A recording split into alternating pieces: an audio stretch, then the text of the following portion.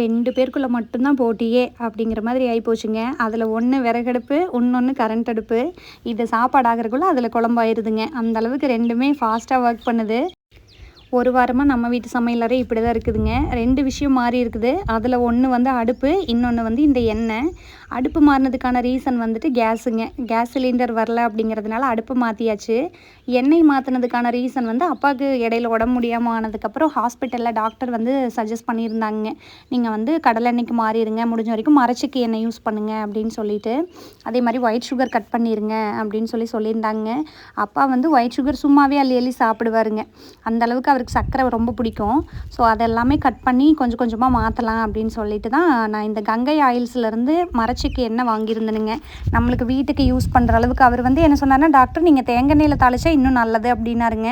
But உடனே தேங்காய் எண்ணெயிலெல்லாம் தாளிச்சா நம்ம ஆளுங்களுக்கு செட் ஆகாது அப்படின்ட்டு நான் கடலெண்ணெய் யூஸ் பண்ணிகிட்ருக்கிறேனுங்க. அவங்கக்கிட்ட கடலெண்ணெய், தேங்காய் எண்ணெயும் இருக்குது, நல்லெண்ணெயுமே இருக்குதுங்க.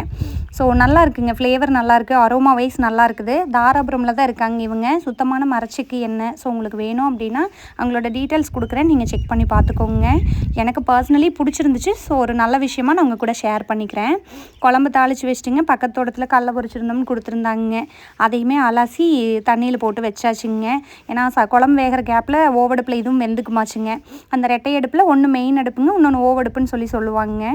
ஸோ கடலக்காயும் வேக வச்சு இறக்கி வச்சுட்டு மாட்டை வந்து கட்டிட்டு ஊருக்கு கிளம்பலாம் அப்படின்னு நிழல்ல கட்டிட்டு கிளம்பியாச்சுங்க.